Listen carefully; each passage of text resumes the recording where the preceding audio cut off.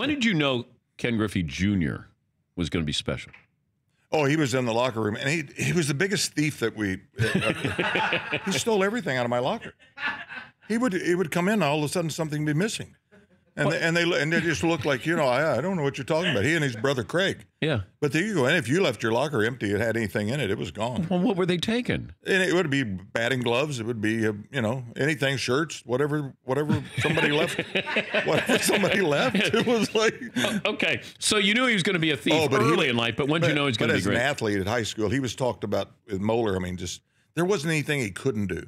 I went to the pool one day, and he's doing these backflips and stuff and diving like he was the most natural kid you ever saw in your life. Because he was a good football player, too. Oh, he could do it all. And the thing that I think about Kenny was that he didn't want to be it.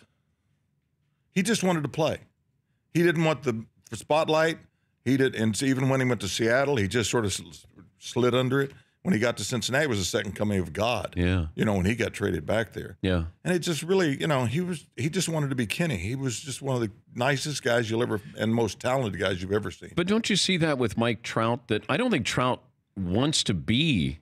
I think he's trying to keep. He's the best. He wants to be himself, but we want him to be bigger than the sport. Right. Yeah. And I don't think he embraces that. No, but for what he does and the way he carries himself, I think it's phenomenal for how he does it. Yeah. Because he could if he wanted to, but somehow the upbringing, the parents, his environment was always so special to him. Then he respected that. In 1966, I was in the Carolina League, and they asked me about what I wanted to do, and I said, well, I had talked about the fear of failure in 1966, but it wasn't failing myself; it was failing all of those people back home, all those people that believed in me, all those people that picked up a newspaper. I couldn't imagine something happening. I did something, and my parents had to face what they, and I talked about that, and I just think that Mike Trout is, to me, the epitome of what baseball players are. I mean, it's just so humble and so great and so talented.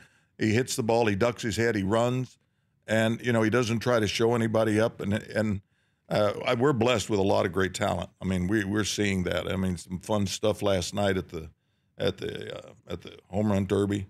And people said, did you ever have a home run derby? I said, yeah, every game. Every game. Every batting practice.